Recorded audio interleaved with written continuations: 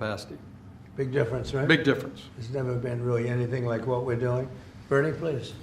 Not to be hyperbolic, but if you hadn't been elected, the auto industry in America would be over. The It would be country would be completely over. The country would be over. Well, but the auto industry would have been gone first. What the Democrats had done with electric vehicles, the mandates, what you were able to accomplish last year, Secretary Lutnick, what Secretary Bassett was able to do with your leadership has transformed the auto industry. And I tell you, it's never been better for people in the auto industry. I hear it from all my friends. They are elated. And the worst part is that the people that you really saved were the car dealers in California, in New York, in New Jersey, right? And they fought me all the way, Mary, right? They fought me all the way, and now they're saying thank you very much. But you're doing a great job. Thank you, Bernie. Scott? Sir, as you always say, economic security is national security, and a country does not have sovereignty if we don't have control of our critical minerals, don't have control of our steel production and our industrial base. And thanks to the work of everyone here through your leadership, this was a public-private partnership that only you could have assembled. And we are taking back our sovereignty, and we are going to have this Vault project, a strategic mineral reserve. And I can't tell you how innovative and exciting this is, and the level of security it is going to give us going forward is phenomenal.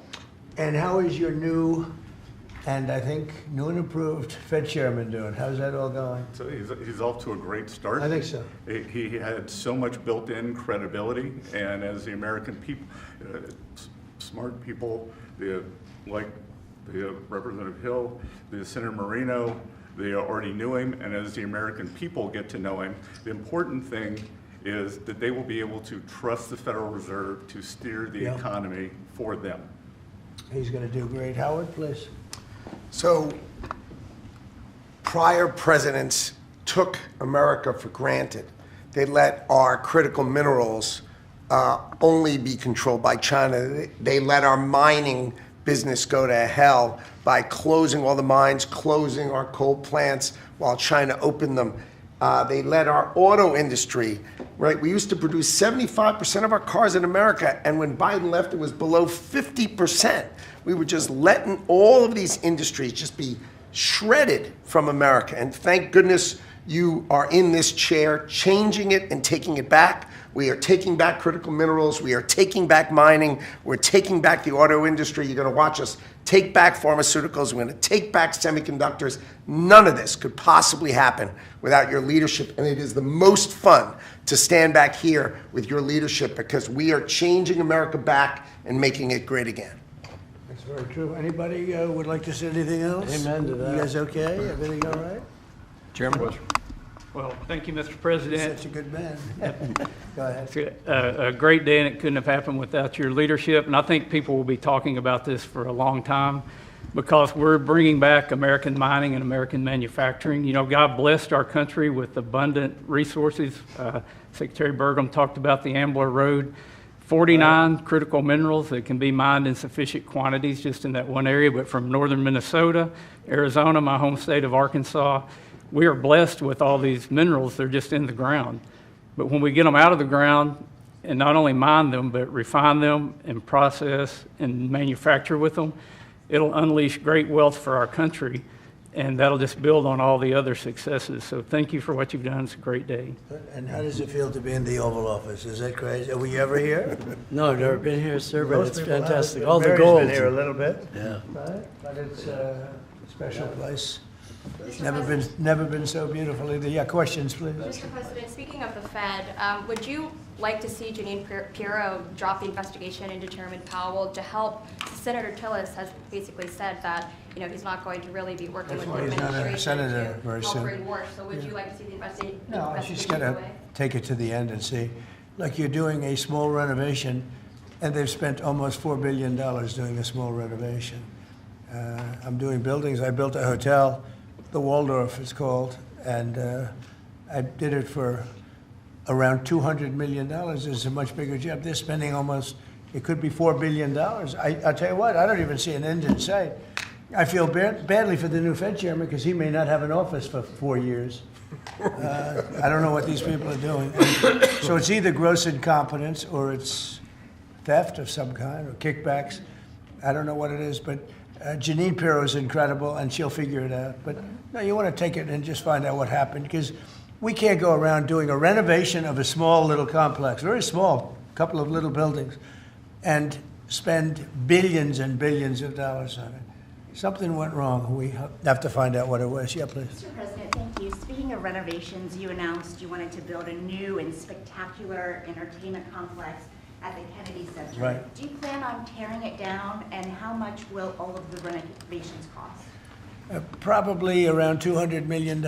And, you know, it's funny, in real estate and building, I've done so much of it. I've done so well with it.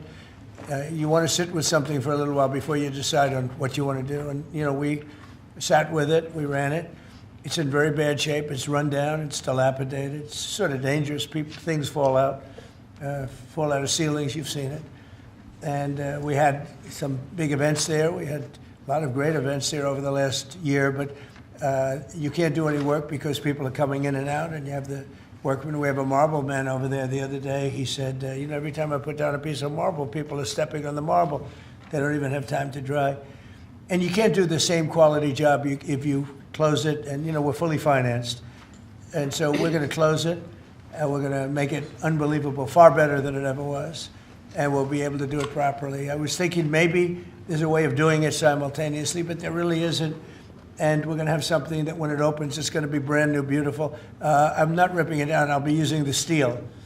So we're using the structure. We're using some of the marble, and some of the marble comes down. But when it's open, it'll be brand new and really beautiful. It'll be at the highest level. We can do a much better job, probably in a way a faster job in terms, you know, because when you do it piecemeal, for instance, they have a play tonight, and you can't do anything. You have to pull out everything, and you can't have stanchions all over the place, and people are walking in to see a play. So we'll be closing it sometime around July 4th. It's like we'll close it on July 4th in order to do something great for America, and then we're going to build it. We have great contractors. We're going to build it, and we'll do it right. We're using the highest grade marbles, the highest grade everything. It'll be brand new. Tremendous carriers putting in the air conditioning, or I guess they're a bidder, but they're probably going to get it. Carrier. We're going to have all brand new air conditioning, heating. The steel will all be checked out because it'll be fully exposed. You know, it's been up for a long time, but as anybody knows, it was in very bad shape. It wasn't kept well before I got there. So we're going to make it. I think there won't be anything like it in the country. Sir, Mr. President? Yeah, please. About your meeting with President Petro later this week, he's been quite critical of you since you spoke back in January after the Maduro raid. What would you like to hear from him tomorrow in terms of drug trafficking in Venezuela? What are your expectations? I mean, he's been very nice over the last month or two. He was certainly critical before that, but somehow after the Venezuelan raid, he became very nice. He changed his attitude very much. So, no, I look forward to seeing him. He's coming in. We're going to be talking about drugs because tremendous amounts of drugs come out of his country. And I look forward to seeing. We're going to have a good meeting. Yeah. Mr. President, Steve Witkoff is going to meet with the Iranian foreign minister on Friday. What are you hoping he'll get out of that meeting? Well, you're going to have a lot of things are happening. You have Iran, and you have Russia, Ukraine, and you have the Middle East. We have a lot of things going. A lot of problems were here for a long time before I got here. We settled 8 wars, and I think we're doing very well with Ukraine and Russia.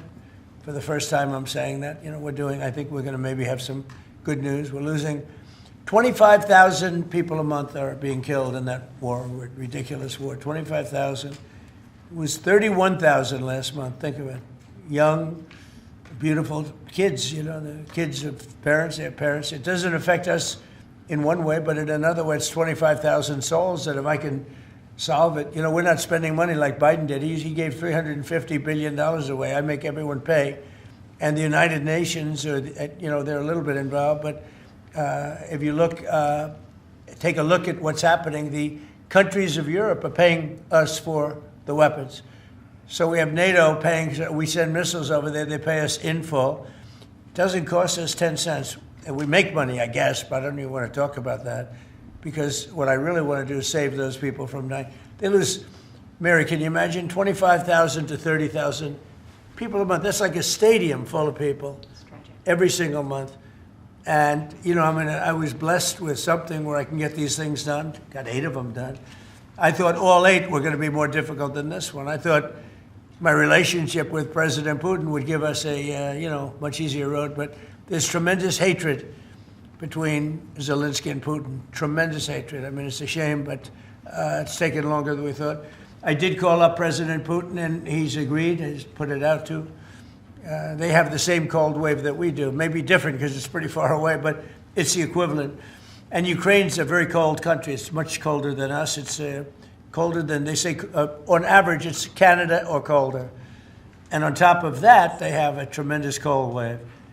And I asked him if he wouldn't shoot for a period of 1 week, no missiles going into Kiev or any other towns, and he's agreed to do it. So it's something. What about Iran's nuclear program? Do you think Mr. Witkoff can get a deal on that? Well, we're talking about that. We have ships heading to Iran right now, big ones, biggest and the best. And we have talks going on with Iran. We'll see how it all works out. Mr. President, when did you speak with Mr. Putin? President, the Pentagon released National Defense Strategy last week, and it says Where that, are you from with that nice I'm accent? from Europe, Good. from Lithuania, Baltic states. Good. National Defense Strategy says that U.S. will provide critical but only limited support for European defense.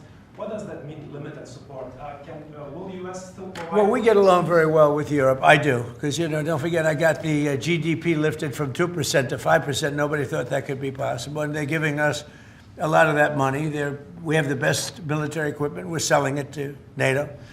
But I get along very well. But Europe has to be careful because, you know, there are those that say it's no longer recognizable between immigration and energy. You know, it's there's so much potential. In UK, you know, you have the North Sea oil, and they basically closed it down. And then they buy energy from Norway, which is the North Sea oil. So you figure that when Norway's got trillions of dollars, they have to be careful. You need energy, and you can't do the windmills because the windmills, you're supposed to make money with energy, not lose money. So I'm very disappointed. I love Europe. I love the people of Europe. And they have to be very careful. They're at a tipping point. You have tremendous immigration problems, and you have tremendous energy problems. It's a bad combination. So. Mr. President, thank you, Mr. President. Kristi Noem just announced that you're deploying body cameras to Minneapolis. What's your thinking behind this decision, and do you want to see this? Well, it wasn't my decision. I would have, you know, I leave it to her. They generally tend to be good for law enforcement because people can't lie about what's happening. So it's generally speaking, I think 80% good for law enforcement. But if she wants to do that, I'm okay with it. Remember one thing: we closed the border. I got elected on a disastrous border, and we have nobody coming in through our border anymore. We had 25 million people come in 4 years through our border. Many of them were murderers and drug dealers and mentally insane from mental institutions and insane asylums. And now we don't have anybody coming in. For 9 months now, I mean, they actually report 0. We have 0 people coming in, which I find hard to believe, but the Democrats do that report. They tend to be left-leaning that do that report. So I assume it's true. And if it's not, it's a very tiny amount of people. But we basically have a tremendously perfect, strong border. And also, crime levels are at the lowest point they've been in 125 years. Since 1900, we have the best numbers. And that's despite the fact that we had a lot of criminals and murderers. 11,888 murderers came in. And we have the lowest numbers that we've had in 125 years. So, you know, we're doing a good job. If she wants to do the camera thing, that's okay with me. Mr. President, there was one homicide in D.C. during January. Do you think this is due to your efforts, and do you think blue states should see this as a sign that they should cooperate with you? Well, if there was one, I mean, we haven't had one in a long time. D.C. has become a very safe. There was an in-house homicide. It was in-house. It was a dispute within a family. We have had virtually no crime in D.C. D.C. is now considered a very safe place, and it should be. It's our nation's capital. And we sent in the soldiers. I read the Washington Post this week, and it was incredible. They were trying to determine how did we get so low numbers? The low numbers in D.C. because we have very little crime, if any. And they talked about everything except for the fact that we put our National Guard and great soldiers inside our city. They didn't want to mention that. It's how dishonest. Because if we didn't do that, you'd have tremendous crime in D.C. And I get thanked every single day by people that work in the White House. People, young ladies, men, they come up, thank you, sir, for making D.C. so safe. They walk to work now. A year and a half ago, they wouldn't have walked to work. They would have been killed or mugged or something would have happened to them. So it's, it's a great honor, but you got to read the story in the Washington Post. They do it. Crime is way down in D.C. Now, what's the reason for it? The reason for it is we have very big, strong, good-looking soldiers standing around. And I think they make the place look better. But this is our capital, and we have a very safe capital. We had a very dangerous capital before. Yeah, please. Sir, yesterday you said you were speaking to people about Cuba to reach an agreement. What sort of agreement are you hoping to reach? Is that with the Cuban government? Well, it's a failed nation now, and they're not getting any money from Venezuela, and they're not getting any money from anywhere. It's a failed nation. Mexico is going to cease sending them oil. So I'd like to take care of the people that are here from Cuba. You know, we have many people that came from Cuba that were thrown out of Cuba or that fled Cuba. They came over on rafts. They went through shark-infested waters. I don't know how they did it. And that was many years ago. Many would like to go back. Many would like to at least visit their relatives. And I think we're at a pretty close point. We are dealing with the Cuban leaders right now. Mr. President, the Wall Street Journal reported that the royal family of Abu Dhabi invested hundreds of millions of dollars in your World Liberty Financial. Can you explain why you decided to take that investment? Was that a transaction? Well, I don't know about it. I know that crypto is a big thing, and they like it. A lot of people like it. The people behind me like it. My sons are handling that. My family is handling it. And I guess they get investments from different people, but I'm not. I have all I can handle right now with Iran and with Russia and Ukraine and with all the things we're doing. So I don't know exactly, other than, I'm a big crypto person. I'm the one that probably helped crypto more than anybody because I believe in it. And the reason I believe in it is because if we don't do it, Scott, I think we can say then China's going to do it. Right? Yes, sir. If we don't do crypto, then China's going to do it. And it's just like AI. We're leading AI by a lot. And if we weren't leading, China would have led. They're very capable. They're very good. What do you have to say about that? You've made America the digital asset capital of the world. We did the Genius Act for stable coins. Many of the people standing up here are working on the Clarity Bill to I hope that gets done. Market structure. Yeah. And we're bringing U.S. best practices to an exciting new industry, digital assets, innovation, and it spreads everywhere. So the U.S. And do you agree that if we didn't do it, China and others would, but China would? Oh, China would have had the lead, and then others around the world in terrible jurisdictions would have been doing it. And on Iran, sir, can you say what your threshold of military action is? Well, I can't tell you what I'm going to do because right now, we have a tremendous force going there, just like we did in Venezuela, even bigger. And they'll be there soon, and I'd like to see a deal negotiated. I don't know that that's going to happen, but I mean, if I knew, I wouldn't be able to. I wouldn't tell you. I'd be very foolish if I would tell you. But right now, we're talking to them. We're talking to Iran, and if we could work something out, that'd be great. And if we can't, probably bad things would happen. Mr. President, there's two polls out today. Yeah, please. On the government shutdown, do you think there could be a resolution of this issue? And have you gotten I do. assurances from House Republicans? Well, I spoke with Speaker Johnson. I spoke with Leader Thune. And I think they're pretty close to a resolution. We were at 5.6% GDP, and we lost 1.5 points because of the 42-day shutdown. Think of that. We would have been at 7. Nobody ever saw a number like 7. And I think, Howard, probably 1.5 points was the number, right? 1.5 for the shutdown. Exactly right. And it's very bad for our country. But despite that, we have the highest numbers we've ever had. We're doing well. We're going right through it. But I will say that I spoke with Senator Schumer numerous times, and I don't think they want to see a shutdown either. Mr. President, are you going to sue Trevor Noah? Last night in a post, you alluded that something could be coming. Yeah, well, he said that I spent time on Jeffrey Epstein's island. I didn't. I mean, he's a lightweight, this guy. He's a terrible, I think he's terrible. I thought he did a terrible job at the Grammys. I thought the whole Grammys was terrible. I watched part of it. It's not watchable. But he was a lousy host. I'd say not as bad as Jimmy Kimmel, but pretty close. And no, he made a statement about me and Jeffrey Epstein. I have nothing to do with that. I have nothing to do with Jeffrey Epstein. And in fact, if you look at the DOJ, they announced, they released 3 million pages. It's like this is all they're supposed to be doing. And frankly, the DOJ, I think, should just say, we have other things to do, because that whole thing has turned out, other than Bill Clinton and, Bill Gates and lots of people that there are a lot of questions about it, but nothing on me. But it was even sort of better than that, because they found that Jeffrey Epstein and this sleazebag writer named Michael Wolff were conspiring against Donald Trump to lose the election. So Epstein was conspiring with a writer for me to lose the election. So right there, you know that I had nothing to do with this guy. But yeah, it's a terrible thing. The amount of time that's being wasted. When Epstein was alive, like 10 years ago, nobody cared about it.